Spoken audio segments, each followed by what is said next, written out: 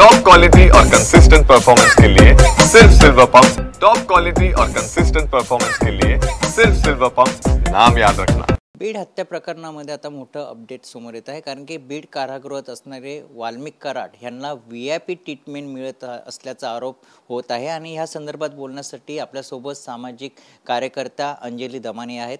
Madam, असा आरोप होत आहे की वाल्मिक कराड हा बीडच्या कारागृहात आहे, मात्र त्या ठिकाणी त्याला VIP ट्रीटमेंट मिळत आहे। देशमुख कुटुंबियांनी देखील आता त्या भागाची CCTVची मागणी केली आहे, कारण की वाल्मिक कराड यांना त्या ठिकाणी जी जर VIP ट्रीटमेंट मिळत असेल तर त्यातलेच कोणी कर्मचारी असतील ते त्यांना देखील ते सपोर्ट करत आहे असं देखील म्हणत। जर आपल्याला आठवत असेल, पहिल्या दिवशीपासून माझी एकच मागणी होती की त्या कराड आणि विष्णू चाटे आणि सुदर्शन घुले आणि त्या पूर्ण मंडळीला मुंबईत हलवा।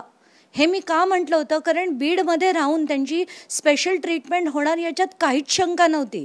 कारण आपल्याला समजून घ्यायला हवं की हा VIP नाही आहे, हा VVIP आहे, म्हणजे एका मंत्र्याचा सारथी आहे। आणि तो मंत्री म्हणजे अजित पवारांचा अगदी जवळचा, फडणवीसांचा अगदी जवळचा असा व्यक्ती असलेला धनंजय मुंडे याचा तो होल अँड सोल, त्याचा सारथी येतो। आणि त्याला VIPच नाही, VVIP ट्रीटमेंट सध्या चालली आहे। ती कशी चालली आहे तर आपण मुद्देसूद बघूया। तिथे 2 अधिकारी आहेत, एक डोईफोडे आणि एक ढाकणे नावाचे, ज्ञानेश्वर डोईफोडे आणि कृष्णा ढाकणे नावाचे। त्यांनी व्यवस्थित बडदास्त त्यांची ठेवली आहे, त्यांना नाश्त्यापासनं खाण्यापासनं सगळ्या गोष्टी पुरवल्या जात आहेत।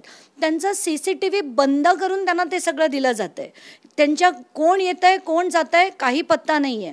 वकिलांच्या नावाखाली बाहेरचे लोक येऊन भेटत आहेत। एवढंच नाही तर जसं आपण म्हणतो की विष्णू चाटेला लातूरमध्ये ठेवलं आहे, आणि हे जे सगळी मंडळी आहे, कराड असो आणि इतर 2 जण, तो सोनावणे असो, त्या सगळ्यांना बीडमध्ये ठेवलं आहे। खरं तर मकोका लागल्यावर जसं मी पहिल्या दिवशीपासून म्हणते की त्यांना अंडा सेलमध्ये मूव्ह करायला हवं, जे औरंगाबाद, नाशिक किंवा मुंबईला आहे, पण तसं न करता बीडच्या कारागृहात अगदी आदेश असताना ठेवलं घेत आहेत।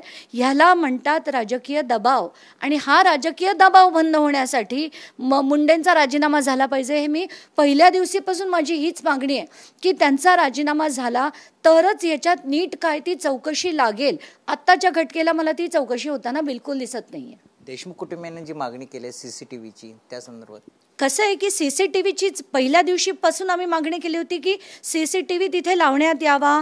वाल्मिक कराडचं स्टेटमेंट आहे ते देखील व्हिडिओवर घेण्यात यावं, व्हिडिओ रेकॉर्डिंग व्हावं। याची म्हणण्यामागची माझी कारणं तीच होती, कारण बडदास्त जी ठेवली जाते तर मला तर असंच म्हणायचं की त्याच्यापेक्षा तुम्ही त्यांना घरी ठेवा ना, चांगले AC रूममध्ये, जेलमध्ये ठेवायचंच कशाला? कारण 5,000ची जर चोरी केली असती त्या माणसाला जेलमध्ये सडावं लागतं आणि त्याच्या हातात बेड्या ठोकल्या जातात। पण कराड आहे तो शेवटी धनंजय मुंडेंचा सारथी, तर त्याची बडदास्त ठेवण्यासाठी ना त्याच्या हातात कधी बेड्या ठोकल्या जातील, ना त्यांना कधी त्रास होणार आहे, कुठल्याच जेलमध्ये त्यांना त्रास होणार नाही आहे। म्हणूनच मी म्हणते की त्याच्यापेक्षा जेलमध्ये ठेवण्याच्या ऐवजी तुम्ही घरी ठेवा ना त्यांना, हवी ती चौकशी। नाहीतरी अजित पवार म्हणतात पुरावे जोपर्यंत आता सिद्ध होणार नाहीत तोपर्यंत त्यांच्यावर, मुंडेंवर कारवाई होणार नाही। पुरावे कधी सिद्धच होणार नाही, कारण गोष्टी कधी बाहेरच येणार नाही। आता तुम्ही छोटी गोष्ट बघा ना की इतक्या वेळा पोलीस नेहमी प्रेस कॉन्फरन्स घेतात। अगदी तानाजी सावंतचा मुलगा प्लेन घेऊन उडाला, प्रेस कॉन्फरन्स झाली। पोर्शे स्कॅममध्ये पोर्शेचा जो ॲक्सिडेंट झाला त्याच्यात एकदा नाही 3-3, 4-4 वेळा प्रेस कॉन्फरन्सेस झाल्या। आज जे पुण्याची घटना आहे, आत्ताच थोड्या वेळापूर्वी मी बघितलं की प्रेस कॉन्फरन्स होणार आहे। अशा खरंच झाल्याच पाहिजेत।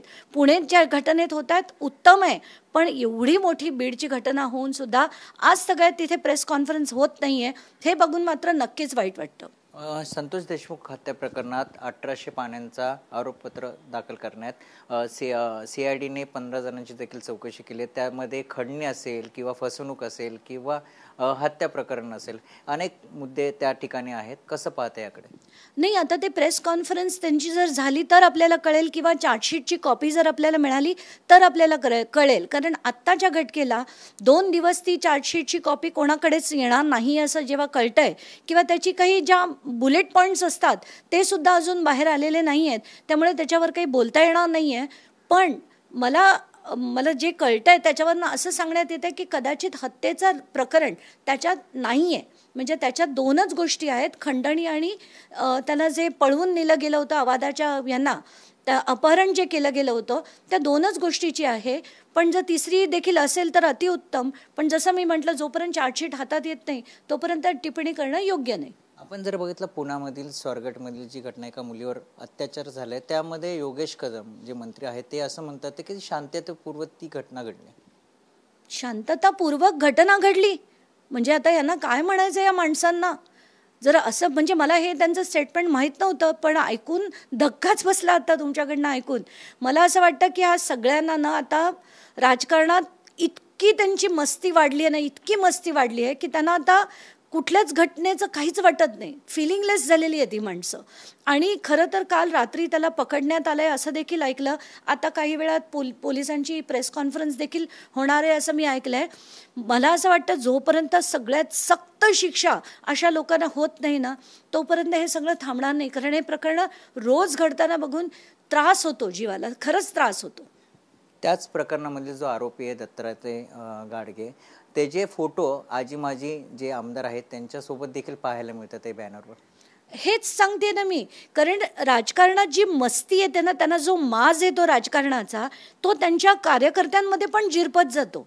आणि म्हणूनच हे त्यांचे कार्यकर्ते इतके मोठ्या प्रमाणात हे सगळं करतात ना की वाईट वाटतं. वाईट सोडा, राग येतो, चीड येते अशाने. नक्कीच आपण जर बघितलं बाळासाहेब आजबेंनी सरपंचासोबतची जी एक ऑडिओ क्लिप आहे ती ऐकली आहे. त्यावर सुरेश दसांनी वाल्मिक कराडसोबत 20 वर्षापूर्वीचे संबंध बाळासाहेब आजेचे आहेत असं म्हटलं.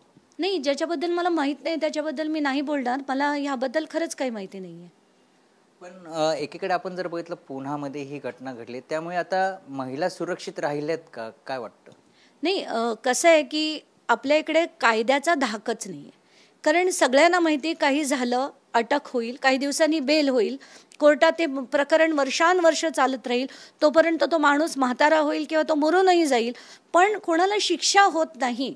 आणि शिक्षा झाली तरी ह्यानं त्या मार्गाने बाहेर पडता येतं. ह्याचा कायद्याचा जोपर्यंत धाक नाही तोपर्यंत हे सगळं असंच होत राहणार. म्हणून कायदे बदलण्याची आणि अमुक सक्त कायदे करण्याची गरज आहे, पण तसं होत नाही आहे. आपण जसं मगाशी म्हटलं की ह्या प्रकरणामध्ये पत्रकार परिषद घेतली जाते, मात्र बीडमध्ये अजून देखील पत्रकार परिषद झाली नाही. तुम्ही देखील आता एक मोठी मागणी करणार मुख्यमंत्र्यांना, ती नेमकी मागणी काय असते? नाही, मला पहिल्या दिवशीपासून माझ्या मागण्या अगदी फार फोकस्ड होत्या. पहिलं म्हणजे तिथे CCTV लावण्यात यावा जेलमध्ये. त्यांचं पूर्ण रेकॉर्डिंग जे स्टेटमेंट्सचं ते ऑन कॅमेरा व्हायला हवं. त्यांचं हे झाल्याबरोबर त्यांना मुंबई किंवा पुणे किंवा इतर ठिकाणी हलवण्यात यावं. जिथे अंडा सेल आहे अशा ठिकाणी त्यांना मूव्ह करण्यात यावं. माझ्या खूप स्पेसिफिक मागण्या होत्या.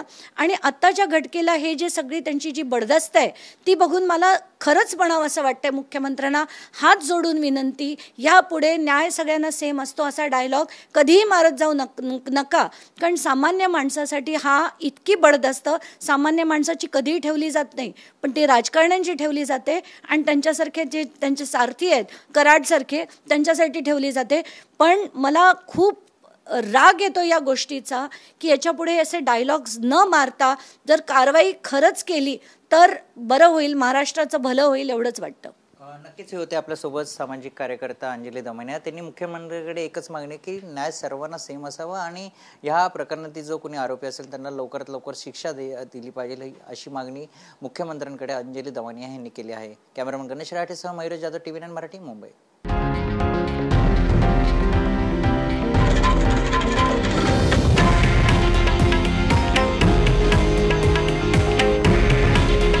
हे आहे देशातील नंबर 1 न्यूज नेटवर्क आणि आपण पाहत आहात TV9 मराठी. काळजी तुमची, हित महाराष्ट्राचं.